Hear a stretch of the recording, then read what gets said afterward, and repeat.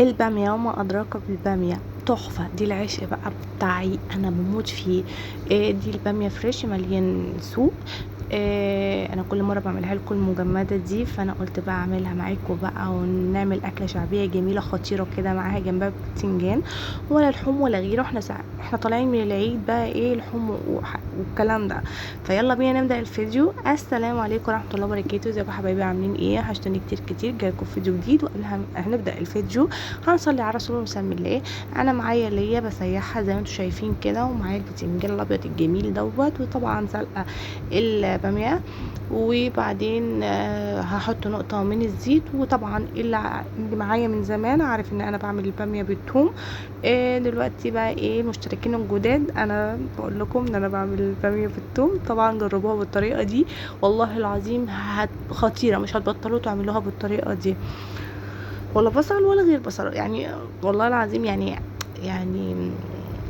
لا، هي بالبصل جميله وكل حاجه، مش قصدي حاجه، لكن انا بتكلم التوم حكايه حكايه حكايه حكايه. جربوها بالطريقه دي وقولوا لي في الكومنتات رايكم ايه.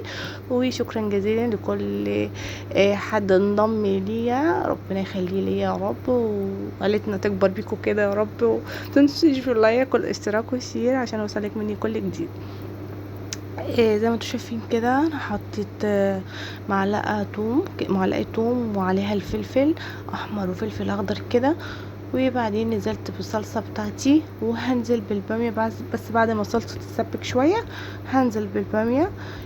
هتاخد غلبتين كده وايه، واقفل عليها. وهنشوف البهارات دلوقتي هنحط لها ايه بهارات، علشان برضو تبقوا عارفين كل ايه تفاصيل الباميه. هنا بقى البتنجان حطيت طاسه كده على النار زي ما انتم شايفين، وحطيت زيت وايه، هحط واحده واحده كده علشان الزيت ما يطرطش عليا، وموطيه النار، وهغطي الطاسه عشان خاطر تستوي وما تطرطش عليا في نفس الوقت. تمام. واحلى بتنجان واحلى بقى ايه باميه، والله العظيم اكله خرافيه يعني، حرشه زي ما بيقولوا. جميله جميله، انا بموت فيها بصراحه. يعني انا بموت في الاكله الشعبيه دي، لو كلتها كل يوم والله العظيم ما بزهق منها. وبعدين انتوا عارفين ان احنا طالعين من العيد بقى، واكلين لحوم كتير وزهقانين منها، فاكله دي ايه اقتصاديه، وفي نفس الوقت برضو ايه موفره، فاهمه؟ وكل حاجه بقى ايه حاجه حلوه يعني. لو انتي لاول مره تشوفيني بقى، ما تنسوش باللايك، علشان حباب قلبي والله العظيم اللي بيشاهد لي بينسى اللايك. حطوا لي اللايك الجميل دوت، كومنت حلو زيكم كده، وجعلكوا سند وظهر ليا يا رب العالمين. هنا بدات ان انا احط حبه شطه كده اشطشطها، وبابريكا وفلفل اسود والملح بتاعنا، ورشه من البصل باودر والثوم باودر، ده بيعطيله التست عالي جدا. زي ما بقول لكم كده، انا جربوا بس الطريقه دي هتعجبكم.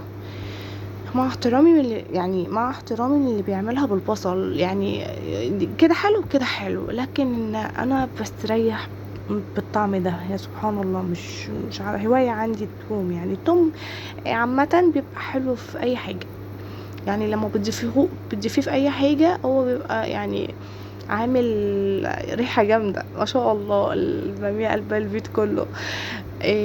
بس كده انا قلت حبيت ان انا اشارككم غدايا. وهنا بقى الفول ده انا كنت بلاه، وقلت هعمله النهارده بقى مع نفسي انا. ودي دقت البتنجان بتاعي، حمرته خلاص وليته وطلعته من الزيت بالشكل اللي انتوا شايفينه ده.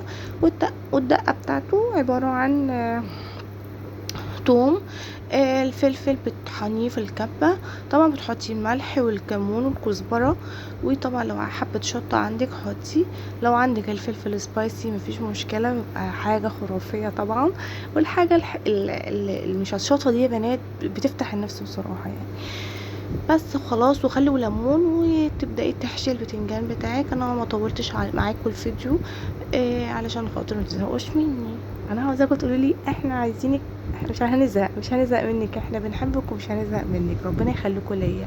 وده الشكل النهائي بقى زي ما انتوا شفتوا في اول الفيديو، زي حشيت البتنجان والباميه اهوت. بسم الله ما شاء الله اللهم بارك. واشوفكم في فيديو جديد في رعاية الله، مع السلامه، باي باي.